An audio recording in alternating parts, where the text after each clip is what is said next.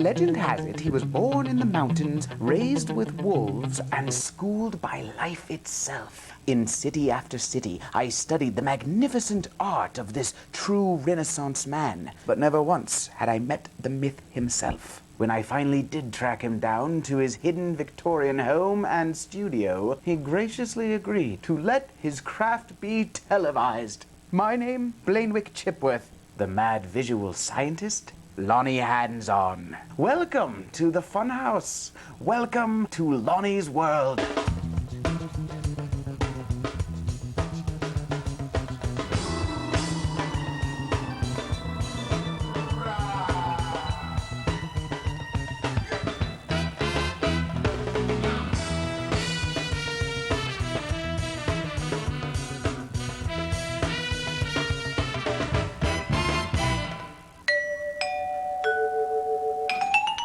Hello, I'm Lonnie Hands-On, and this is my world. We have a very exciting week filled with lots of projects.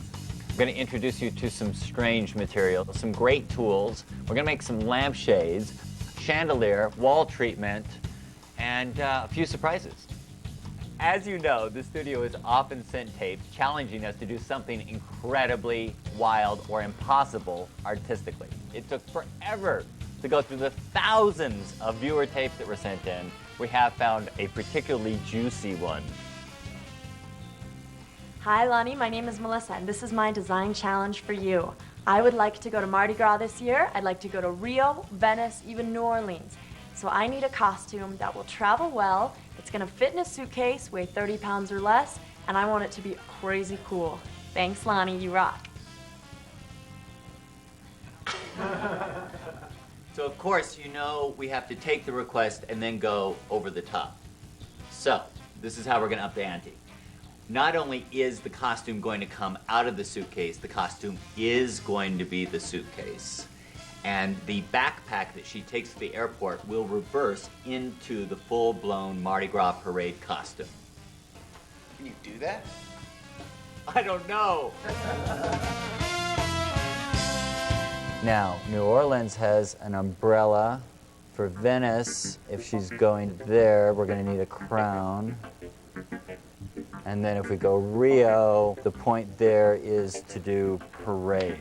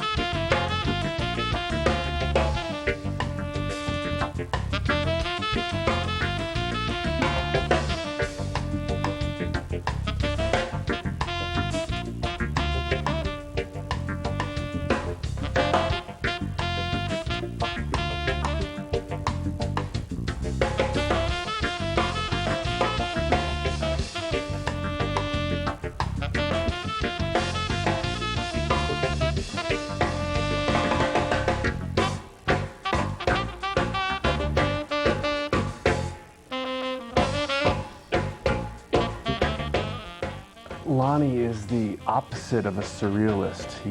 He's a hyper-realist. Everything is blown out of proportion. Really huge, really big, really colorful. Lonnie's art is over the top. It's like being inside a pinball machine here. Hey, the artistos have arrived. Great to see you. Welcome, welcome, welcome. Here we are. So here's what we're going to do. I've taken a very large drawing and cut it into 4 pieces. So you will each get a large canvas. You then have 1 hour using these materials to paint that canvas, and then we will put the 4 pieces back together. And given your very diverse styles, this should be very interesting. You ready? Yeah. Hit it, boys. Hello everyone, and welcome to the wide world of art. Today, what a challenge! 4 artists from across the country gather together under one roof to show their skill and technique, to do something tremendous, something spectacular, something extravagant. And today, these 4 artists will put their art on the line for the Lonnie Hands-On Painting Challenge.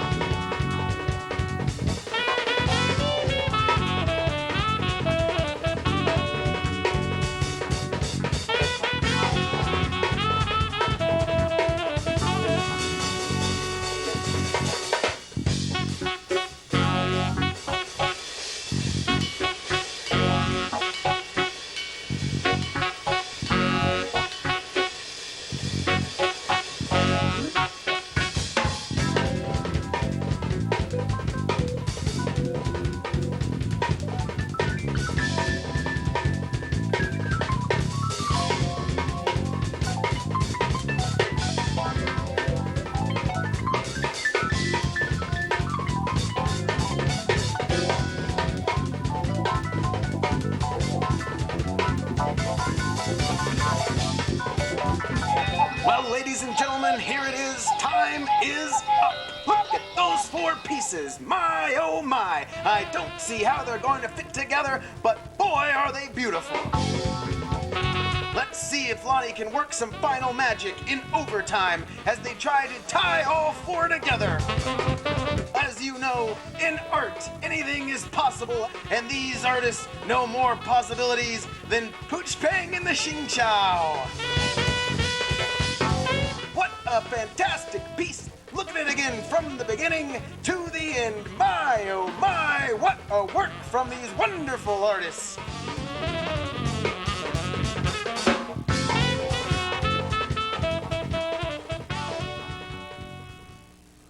It's just a fantastic place to work in because everywhere you turn there's something new to see, something cool to look at. It's fast and furious and unpredictable. I hear there's like going to be some hot chick coming down to try it on, so I'm pretty into that. I don't really care if it gets done.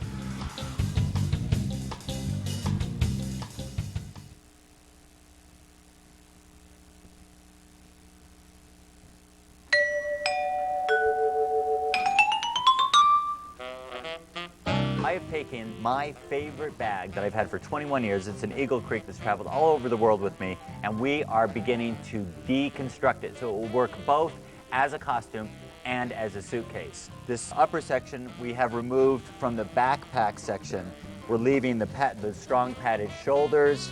We basically have this section which will be used to mount the costume onto, and then this section which will, when it's attached, hold the headdress, the costume, the feathers, and everything she needs to put on the costume. We've been working on the bodice. We've started with a pre-made piece, and it's got plenty of boning and structure and stretch in it for her. We've also added pieces on the bottom and then started covering the front section with the brocade. This also gets some beadwork and some rhinestones before we get done. So this is the beginning of the mechanics of the back fan for the costume. It will fit in the suitcase nicely enough, but it's not going to hold my plumes on the end. They're going to have to somehow fit over these because of course we cannot bend the feathers in half. But the rest of it is working well. Jane has constructed a beautiful fan piece which will be used both for her train and her upper feather spray that will come off of her back.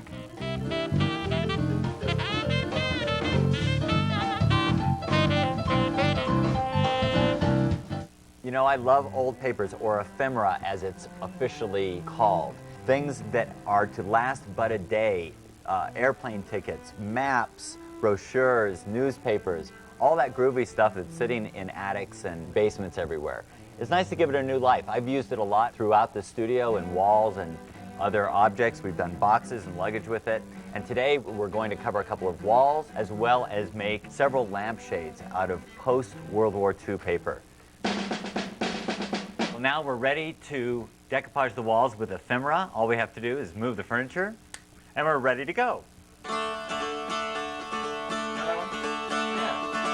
going to be using Golden Sprent's Fluid Matte Medium. I've used this a lot and it really gives you a nice finish both behind the paper and on top of the paper.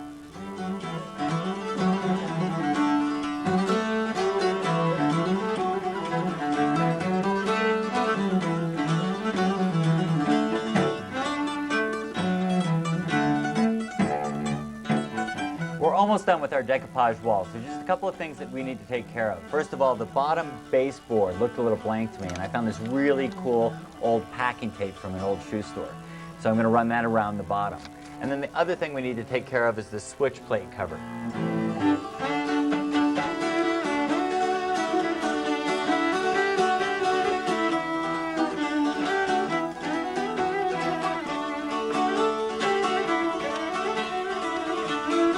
I'd like to coat everything with shellac, and you can buy shellac in the stores, but I like all the amazing colors you get when you distill it yourself, and we do that here at the studio. Let me show you how.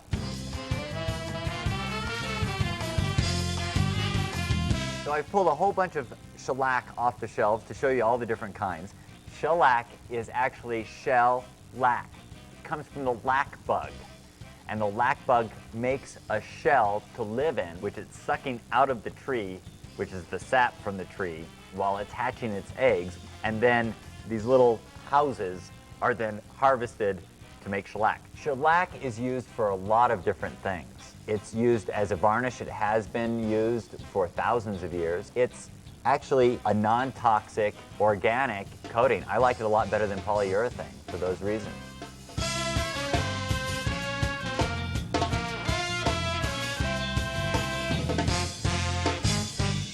Are you ready for the vibraphone? Not yet. I'm going to mix up some lemon shellac for the lampshades and some ruby shellac for the wallpaper. Cover it with a cloth and use a rolling pin. You can also use a hammer, a meat hammer. I love using old mortar and pestle.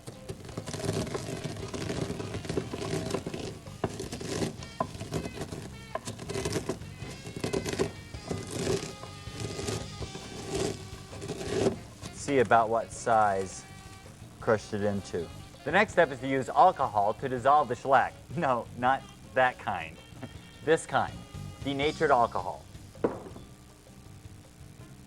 First step is to take some of the finest grains, the most crushed, and you have to coax the alcohol into taking the shellac. You don't want very big flakes in there. And the main thing to do when you're distilling shellac here is just to make sure that it gets stirred up and make sure that every side of every flake has alcohol on it. And once that happens, then it's going to start taking it in.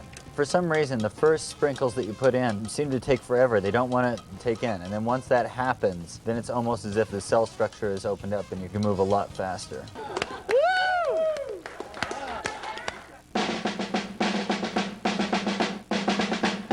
The wall is ready for shellacking. I like to coat the edges a little extra for the antique look, and then of course fill in the center.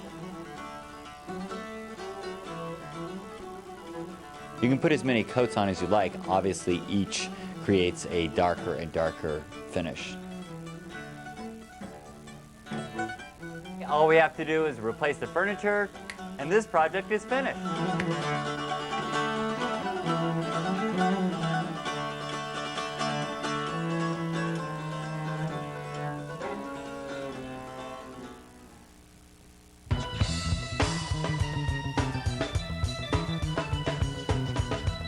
Jane has finished the extension on the elbow gloves, so she's got elbow gloves that are coming all the way up to this upper bust line. And then on the hips, we're trying to create this really huge volume of hips. So we're going to use vacuum-formed vinyl that is made for stage armor. By the time we get it painted up, you won't be able to tell the difference between it and metal. We're then using 30 yards of bridle tulle underneath this plastic to create a large hip line, and then I'm going to do some spray painting in that to variegate the colors we're using, which are hot pink, red, burgundy, and purple. We've laid out 8 layers of the stiff red tulle on the floor here to cut the 3 layers of skirts. You know, we're not looking for like a little like dress and, you know, some little girl running around in it. We want something good, and I don't know. I really don't know if they can do that.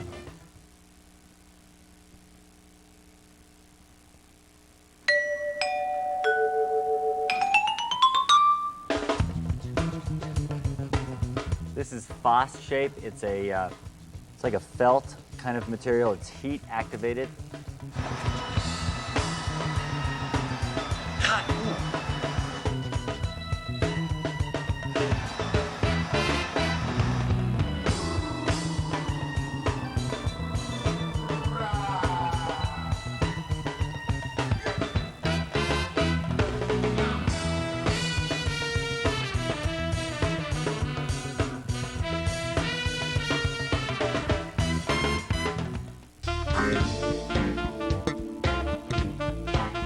These are the lamps we're going to be working with today. This is a contemporary lamp that has a self-adhesive surface that we can just put the ephemera right on.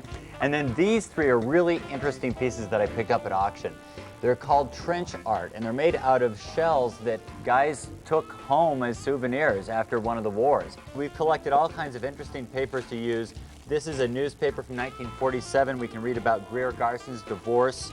So we've got all kinds of stuff, snapshots from training camp and so forth. We're going to use a styrene material. It's basically a plastic material, but it is also self-adhesive. And one side we can pull this paper off and attach the paper to. We will be using frames at the top and the bottom of the shade, and then this styrene material will get laced on like the old wagon train lamps. It should be really cool.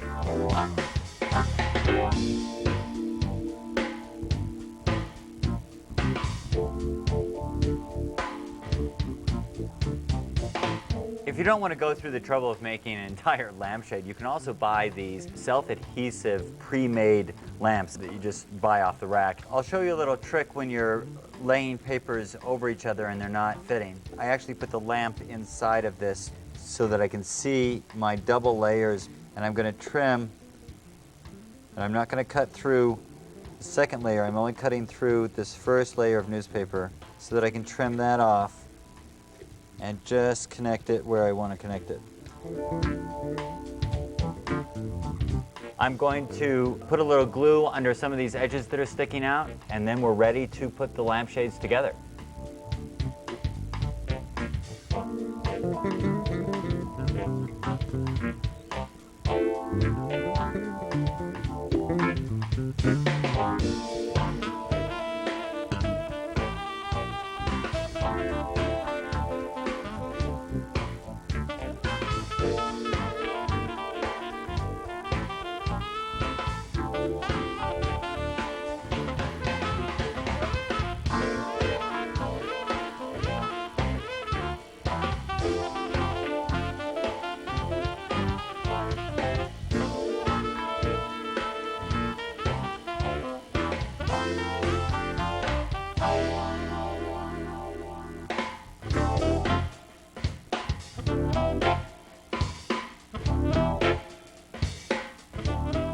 So after a couple of coats of lemon shellac, our lampshades are ready to go.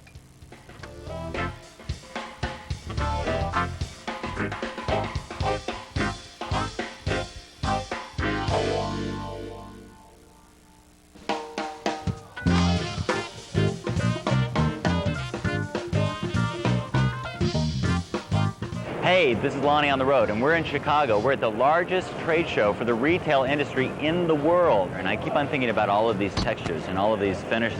This is a very subtle detail, but really, really great. Notice there are little lights underneath that incredible textured fabric. Look at these. These fabrics are really beautiful. All of these wonderful textures, refined finishes, embroidery, beading. This is really amazing. Look at this tassel fabric. Well, as you know, I'm always in search for really cool stuff. This is Color Stream. It's a combination of red, green, and blue LEDs, RGB, just like in a television set, and can be used in many, many different ways. Look at this application within a shelf or within a bracket, within a wall. More and more you're seeing designers using glowing walls, glowing tables, glowing furniture. It's very attractive, and I can see this application happening more and more in retail, and then also eventually ending up in the home. And this is really cool. It is this really gnarly looking truss system that's made out of carbon, fiber, and aluminum. It's really strong, but it's really, really light. And you see all of these aluminum, this is anodized aluminum, but all these aluminum pieces are made from an extrusion. So you can actually like get a logo or get a graphic pattern happening on the side. Isn't that amazing? This is one of the coolest products we found at the whole show. This is carved MDF material. It's a wood material, but you cannot believe the shapes and flows and all the texture that's been carved into this material. I wish you could touch this because it's really cool stuff. I've never seen this material looking so good. Really beautiful stuff. The river is green, but I have noticed that there's one bridge somebody has left up. And you know, guys, I understand sometimes you want to lift the bridge, but when you're done with it, you really should put the bridge back down.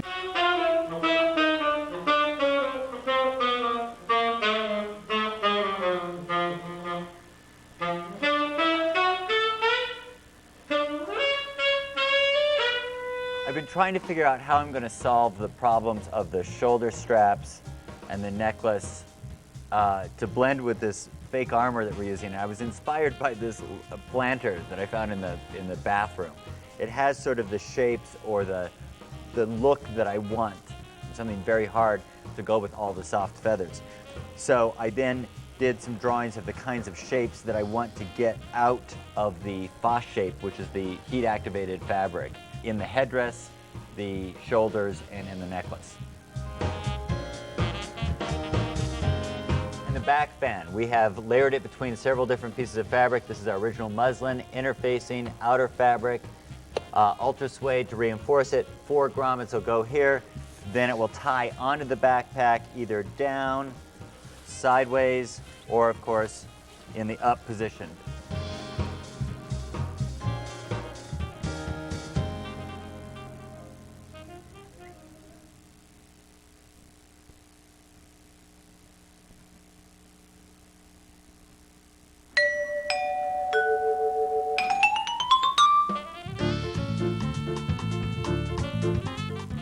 You know, you can tell he's working under pressure. A lot of pressure.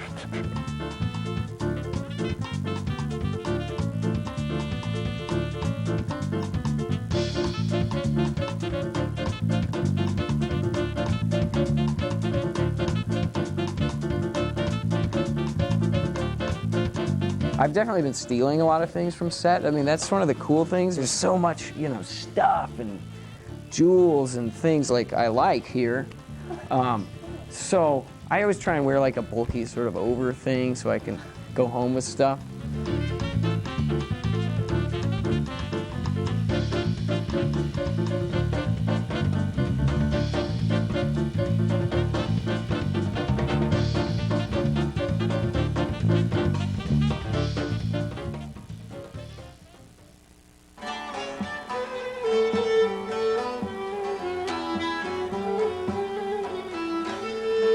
Pickled old boyfriends, the perfect gift for every bachelorette party.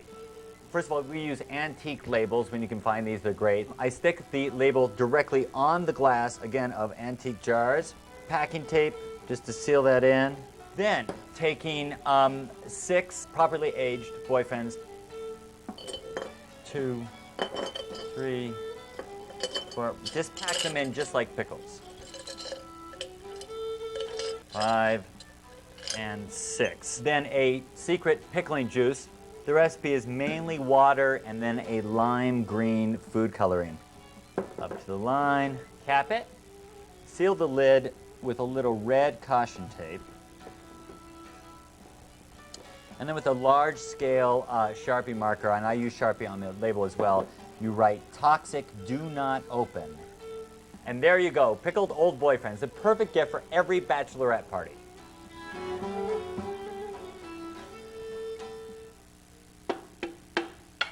So here we are. I'm making a chandelier. I usually like to use antique fixtures or fixtures that I found at the second-hand store. I couldn't find one this time, so I bought this fairly new fixture, some assembly required. So I just painted the chandelier. I put some junk bulbs in the sockets so that I didn't get any paint into the sockets. And I've just started base painting it with a combination of gray, black, and purple. I will continue to paint it more as I get the surface built up. On the candlesticks, which started out really, really white, I've now hit them down with a combination of some spray stains and some color, and I'm going to hit them with some pumice gel next to give them some texture. But basically, I'm just trying to break this down and make this new chandelier look old, and then I'll start building it back up again. The next step is to use rebar ties and steel banding to give the chandelier more texture.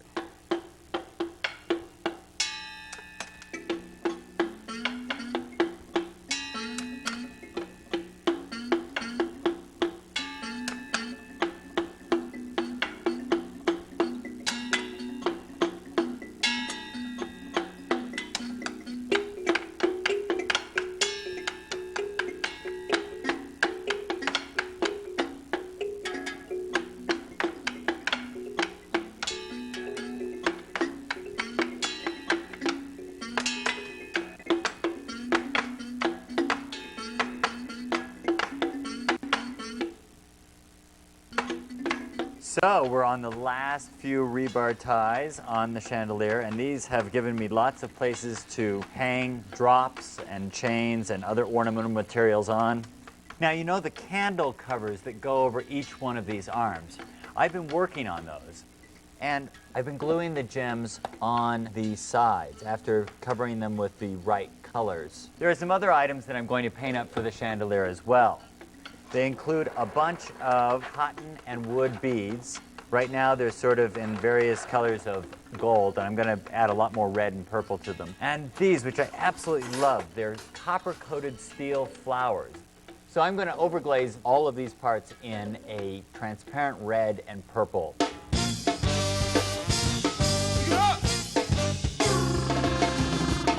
So I'm ready to dry brush the chandelier. I'm going to use a combination of interference oxide red, a iridescent gold, fairly bright, and a coarse iridescent copper. Now, when I say dry brush, I really do mean dry brush. Often the mistake that people make is to put too much material, too much paint on the brush, and therefore they're painting it, not dry brushing it. You want that brush to almost seem like it doesn't have any paint on it at all, and as you can see on the dark areas, it really starts popping out. Very little color is getting on there, and you're going very, very light on the surface. It's almost like blushing something. So now we're ready to start attaching all the goodies. Are you ready for the vibraphone? Not yet.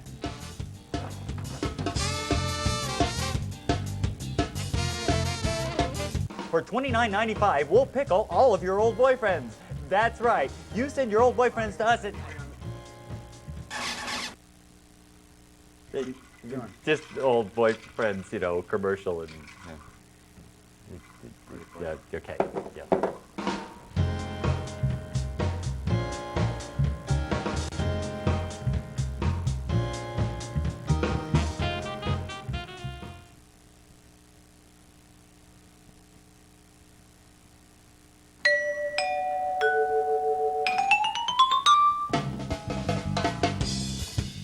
So there's 10 flowers per arm times 5 arms. That means 50 flowers.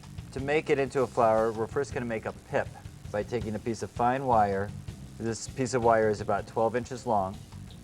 Slide a small bead to the center of this wire, and then I'm going to twist the bead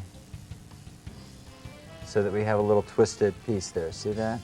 That becomes a single, what would be considered a head pin. I'm then going to go through a larger molded bead and even a bigger bead. Pull all that tight, and then I have the stamen of the flower. Then I'm going to string it through my metal piece, okay? I'm going to go around one of the petals just so that this keeps together, and then I'm going to bend up a couple of those petals, okay? That's one of my main elements, the flowers for the chandelier. There are also about 50 pendants that hang off the chandelier, and I'm going to show you how those are put together. Here is an eye pin. To open an eye pin, you never open it that way. You always open it to the side. And then we hook that on there. Close it up. Then I'm going to put on a pony, EC, a drook, larger drook, another EC, a smaller EC. Pony beads were actually traded for ponies. I just want you to know that. Okay, then I'll show you how to turn a loop. You slide the pliers along as you're doing it, and then in order to get it to hang straight, you put a different crook, a separate crook. See, you bent it back a little bit. Then I can close that up, okay?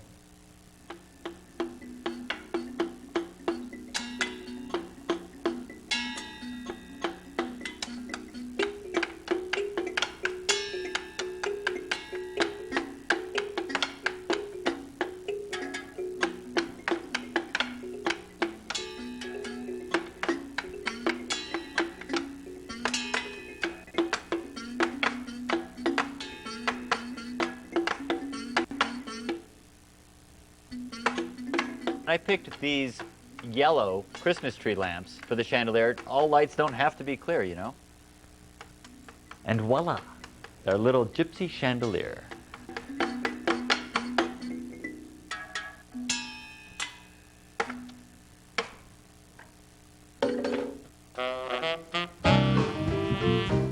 It's the last day. I've got 3 hours before the Mardi Gras girl shows up to take this suitcase away, and quite frankly, we've been working really hard this week, but I am way behind. I've got full crew on to get this all buttoned up, but it's tight.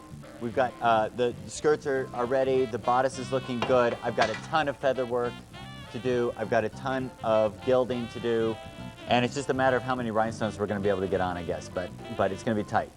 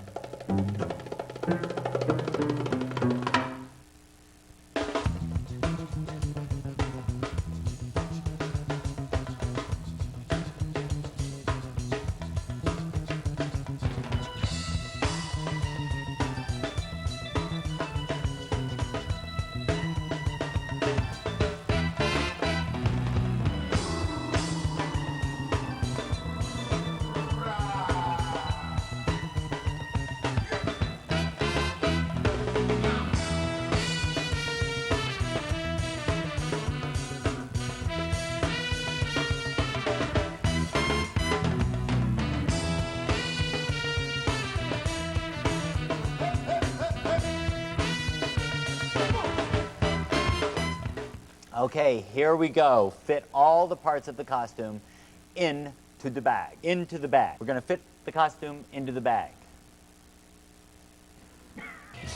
Into the bag. Okay, let's just start on the floor and work our way up. She's bringing her pair of shoes, so I don't have to worry about that. Fishnets, pantyhose.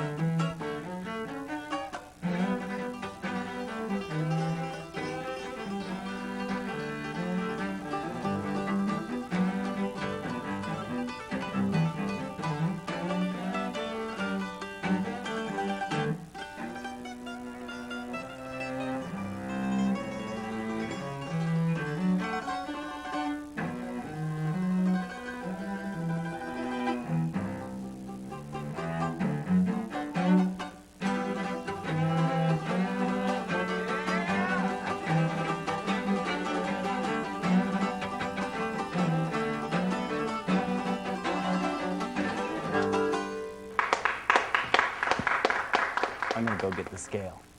I've got the scale and we're gonna weigh her in, see how I did. I promised under 30 pounds.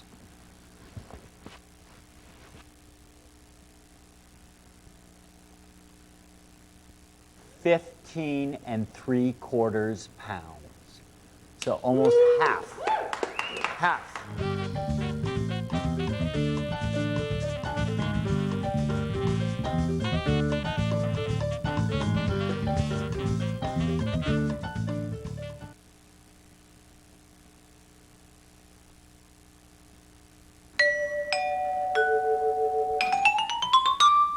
Hello, I'm Lonnie Hands-On, and this is my world.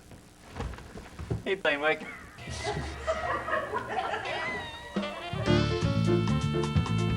I would like to go to Mardi Gras this year. I'd like to go to Rio, Venice, even New Orleans. So I need a costume that will travel well, it's gonna fit in a suitcase, weigh 30 pounds or less, and I want it to be over the top, crazy cool. Thanks, Lonnie, you rock. Hi, Lonnie. Whoa, whoa, Melissa, now that's close. This is your costume. Everything is in here. The whole thing is in here?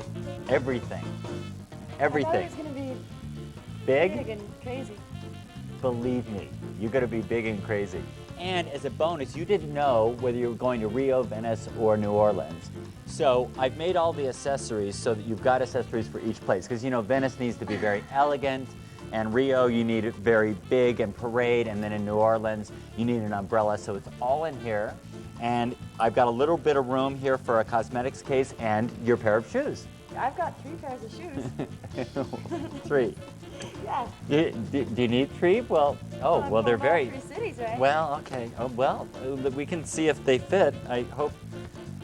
This is an Eagle Creek bag, so there are always extra pockets, so we'll see. Thank you, Eagle Creek. I think they'll fit. Let's take the feather ones first.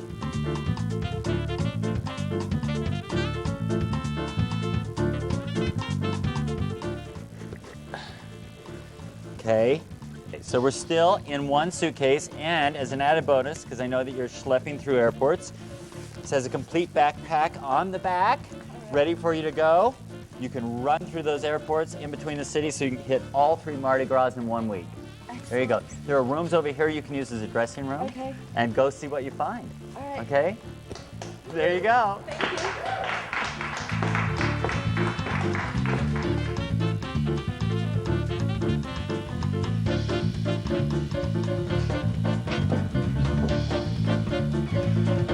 Hi. Are you here to help with the costume? I play vibraphone. Okay. People are all pretty insane in this set, I think, for the most part. A lot of insanity, a lot of chaos. You'd have to go to China and then go to the Antarctic and then go underwater and then out to space. And then maybe you get a glimpse of what we're seeing right here in the studio. Ladies and gentlemen, I present to you the results of this week's viewer challenge. Melissa. What a stunning outfit. Look at the countless rhinestones on that jewelry. And notice the headdress at half-mast. It is short enough to get under the canal bridges. You'll also notice she's got a mask for the formal Venice masquerades. With the back band down and a feathered train, she'll present quite the elegant figure. And now on to New Orleans, she has an umbrella if she needs a bit of shade under the hot southern sun. And with the smile as wide as the Mississippi, she'll use the back fan now out to the side to catch all the beads that will surely be coming her way. And look at the feathered headdress, a good 24 inches higher now. And now on to Rio, where the back fan is at its full glory. Look at that, 10 feet wide and standing a good 10 feet tall. My, that's a lot of feathers for a tiny bird like her. Lonnie Hands-On, you've done it once again. Thank you, Lonnie. Oh, you're welcome. We have to make this into a room by tomorrow. This is what you call an art emergency. We're in a very special and very secret place.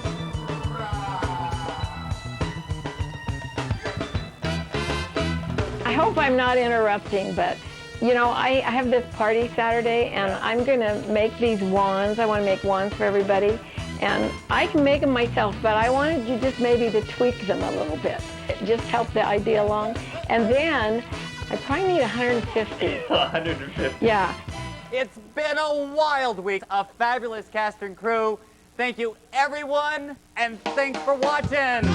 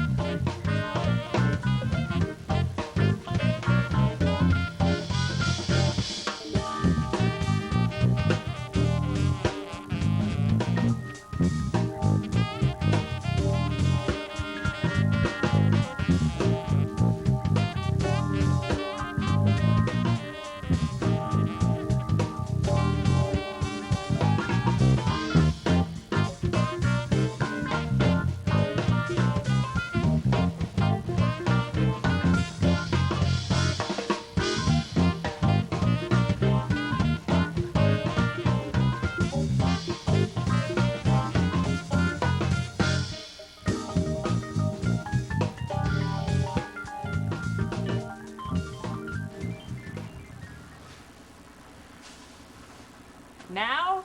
Now. All right.